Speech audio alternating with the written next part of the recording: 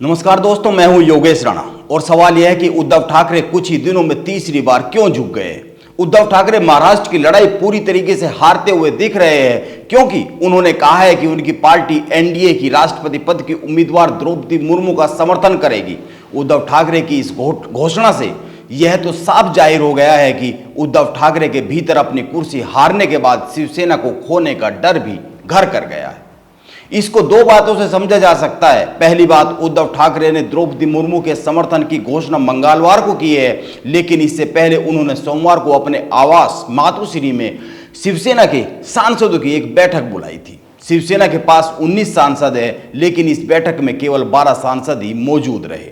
7 सांसद इस बैठक में नहीं आए। हालांकि ये सांसद बैठक में मौजूद न रहने के मीडिया को अलग अलग कारण गिना रहे हैं, लेकिन यह समझना चाहिए कि जब घर में घनघोर संकट होता है तो सबसे पहले एकजुटता का प्रदर्शन करना जरूरी हो जाता है, लेकिन शिवसेना में ऐसा होता हुआ दिख नहीं रहा है।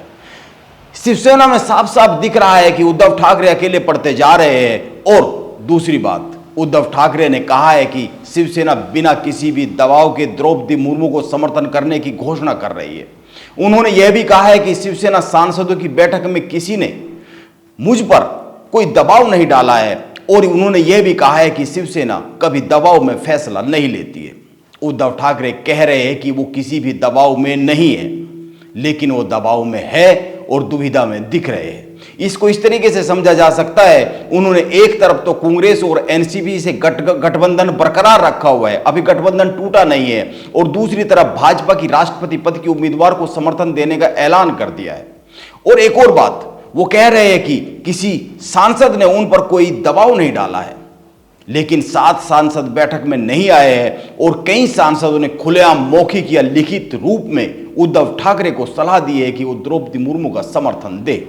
इतना होने के बाद भी उद्धव ठाकरे कह रहे हैं कि कोई दबाव नहीं है।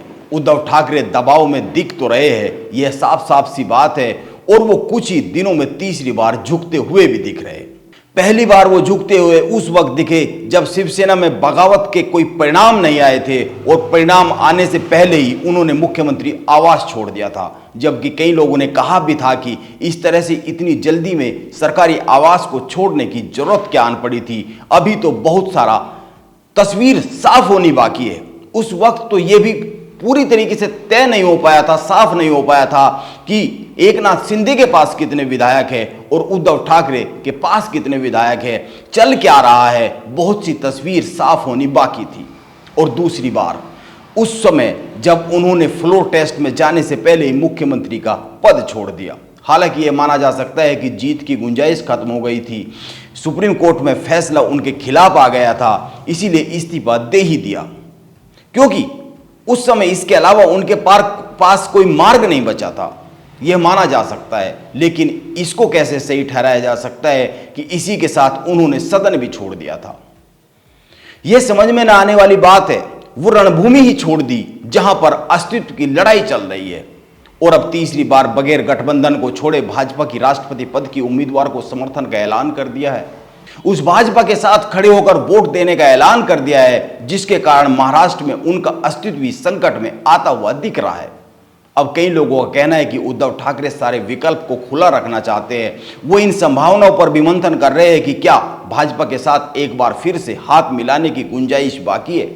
लेकिन यह समझना चाहिए कि यह लड़ाई शिवसेना को लेकर है, और जिसके पास शिवसेना है उसी के पास महाराष्ट्र में हिंदुत्व का एजेंडा है। अगर शिवसेना हाथ से चली गई तो बाला साहब की विरासत चली जाएगी, यह समझना जरूरी है। इसीलिए एक पूर्व निर्धारित कदम के तहत निर्वाचन आयोग का रुख किया गया, और निर्वाचन आयोग से एक अपील की गई, और वो यह कि पार्टी चुनाव चिन्ह को लेकर एकनाथ शिंदे के नेतृत्व वाले धड़े द्वारा की गई किसी भी मांग पर विचार से पहले उन्हें सुना जाए।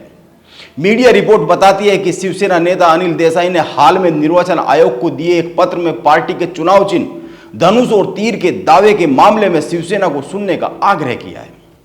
लेकिन यह तो हुई एक बात, इसके साथ ही एक बात और पर भी गौर किया जाना चाहिए, और वह यह है कि शिवसेना के तमाम सांसद ये चाहते हैं कि एनडीए की उम्मीदवार द्रौपदी मुर्मू को समर्थन दिया जाए, जो कि उद्धव ठाकरे ने दे भी दिया है। लेकिन इस बारे में लिखित और मौखिक रूप से सांसदों ने अपनी मांग उद्धव ठाकरे के सामने रखी थी, और ध्यान में यह भी रखना चाहिए कि राष्ट्रपति चुनाव में कोई भी पार्टी व्हिप जारी नहीं कर सकती, इसमें व्हिप लागू नहीं होता है, इसीलिए सांसद मनमर्जी से मतदान कर सकते हैं।